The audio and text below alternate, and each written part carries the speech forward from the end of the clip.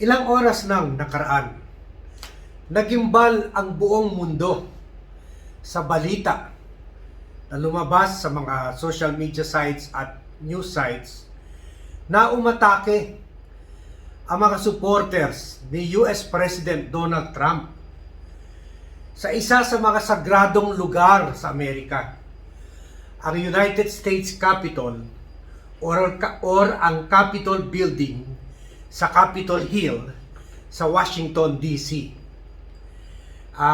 Napaka-signifikante itong pangyayaring ito, hindi lang sa Amerika, sa buong mundo, at pati na dito sa Pilipinas. Nakapunta na po ako dyan, at ibabahagi ko po sa inyo ang history at ang implikasyon ng aksyon na ito, at lalo na yung pagpasok ni President Biden na panibagong presidente ng Amerika sa January 20. Anong epekto niyan sa administrasyon ni President Duterte at sa Pilipinas? Pero una po dyan, paki-subscribe na lang po sa Blackcaster Armadin YouTube channel, dahil dito po sa channel na ito, istorya ko po kayo ang mga nangyayari sa mundo base sa mga lugar na binisita ko na. Isa na po itong United States Capitol. Tulad ng sinabi ko po, sagrado po itong lugar. Kasi dito po gumagawa ng batas ang mga senador at congressmen ng Amerika. At yun nga po ang dahilan ng pagsasama-sama nila sa kwan ngayon po ay para i-confirm na po ang pagkapanalo ni President Joe Biden. Kaya lang po na disrupt or ginulo ng mga supporter ni President Trump na nakapasok pa sa loob at may barilan po na may namatay po at may na-tear gas at in-escort out ang pulis ang mga congressmen at senator na may naka-gas mask po, gas mask. At yun po, marami nasaktan po.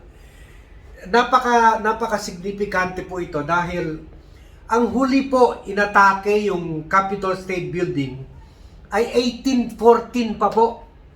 Imagine nyo yan, 1814 at ngayon lang nangyari ulit ito. At hindi pa po Amerikano ang sumakop sa building at sinunog pa ang parte ng Capitol State Building, kundi mga puwersa pa po ng British, nakakolonize pa po sila noon or na-occupy nila ang Amerika noon. Ang British forces po at inatake po nila ang buong Washington sa simula 1812 hanggang yung nga po nakapasok na sila noong 1814. So, bago po na-establish ito o nagginawa itong center po, legislative center ng Amerika, legislature.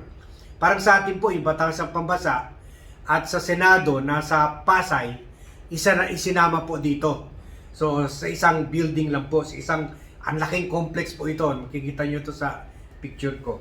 So dati po ang US Congress po nagsasama sila, nagmi-meeting sila sa Philadelphia, sa New York, at sa kahit po sa New Jersey.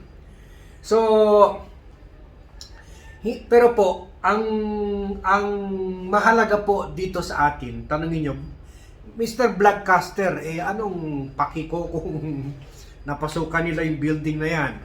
Anyway, nagka-stand off na for a while. Nakapasok sila, pagkatapos medyo delikadong buhay ng mga kwan, pero ngayon natanggal na sila doon. So medyo tapos na po ang krisis na yan. Pero ang mas malaki po pong krisis, lalo na dito sa atin sa Pilipinas, ay yung pagpasok po ni President Joe Biden kapalit ni President Donald Trump. Ilang araw na lang po mula ngayon sa January 20. So ito po malaki po ang implikasyon nito. Dahil po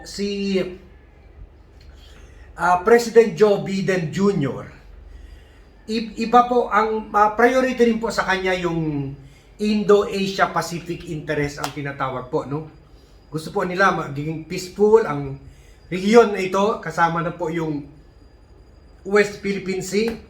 Gusto rin nila po maging i-control yung aggressive moves, yung agresibong aksyon ng China sa pagsakop ng mga lugar dito sa Indo-Asia Pacific interest. At syempre gusto rin lang yung suporta ng Pilipinas dahil ito po, dito po sa South China Sea o Spratly Islands, ang dami po mga barko na dumadaan dyan papunta sa US, sa Europa, sa Middle East. Dyan po yung isa sa pinakamalaking trade route, kaya apektado po yung mundo kung isang bansa sasabihin amin ito. So pero po, bakit po dapat mag-worry tayo o lalo na yung mga supporters si President Duterte? Kilala po si President Duterte na napaka-kwad talaga po, idol niya si President Trump. In fact, sabi pa nga niya noon, we're the same. We pretend to talk like that when we're insulted, but they don't know that actually Trump is a deep thinker. So yun po, deep thinker daw po, at saka parang kwan daw sila po, twins. We're the same, no? Parang twins. So opposite po ang treatment ni Presidente kay Trump, ni President Duterte, kay President Obama, na criticize rin si President Duterte at binalikan naman ni President Duterte na sinabihan putang ina. So ganon po kagrabing sitwasyon. Hindi naman po ganon kwan, medyo may pagka-diplomatiko itong si President Biden. Pero sinabi na niya po, gagawin niya lahat ng opposite na ginawa ni Trump. At sabi nga niya na may kwan daw, may harm daw ginawa ni Trump sa Amerika. Kwan niya ito. Sabi pa nga niya, I will restore the soul of America. I will battle to restore decency. Decency po, alam naman natin, wala dyan sa presidente natin, no? Defend democracy, alam naman po natin, medyo kinikriticize po tayo na hindi tayo democratic country na ngayon. Sabi nga, during my first year in office, the United States will organize and host Global Summit for Democracy to renew the spirit and shared purpose of free nations of the world. Ang sabi nga niya, ito mga prioridad niya: fight corruption, defend against authoritarianism. Sinasabi nila dito parang authoritarian rule si President Duterte. And ito po ang pinaka-significante dito: advancing human rights in their own nations and abroad. Kung alalahanin po natin, ito po ang issue kay President Duterte, lalo na yung mga EJK po, na wawalan ng human rights. At saka yung pagka-aresto kay Maria Ressa at panggigipit po sa iba pang mga kritiko na ni President Duterte. At saka sinabi pa po niya, hindi lang po ang demokrasya ang ayusin niya, at saka human rights. Including po yung mga gagawa siya ng kampanya laban sa technological companies at social media giants. Siguro po, mga Facebook, Google, Twitter, lahat yan. At pigilin niya po for spreading hate and misinformation, surveillance, and repression. So yun po, ginagamit na po talaga ngayon ang social media para kahit dito sa bansa natin to spread hate. At kung maalala po natin, mga 400 to 500 Facebook pages na ata ng administrasyon na tinanggal ng Facebook dahil nagpapakalat po ng fake news na kahit gumagawa ng news na parang andito sila pero andun naman para sa China yung mga 200 Facebook sites na yon. At saka yung po, surveillance, sinusurvey yung mga kritiko nila, tinitiktikan nila pagkatapos iniipit nila, at saka yun, repression nga po. So Pero po, pwede rin ang saving grace kay President Duterte. Baka hindi naman siya gaano ipitin ni President Biden. Dahil po, baka inisip rin ng Washington kung gagawin nila yan, baka tuluyan na mapunta siya sa China na ayaw rin naman nila mangyari.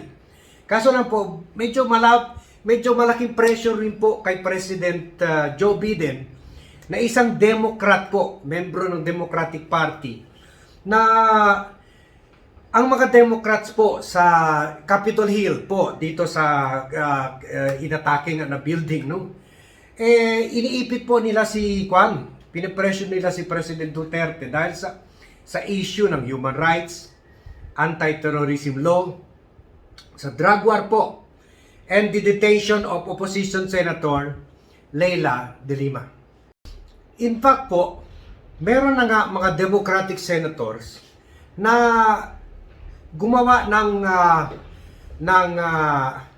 movimiento sa Amerika po na mag-impose ng sanctions or penalties kay President Duterte sa controversial policies niya sa human rights po at saka yung panggigipit sa mga kalaban niya sa politika.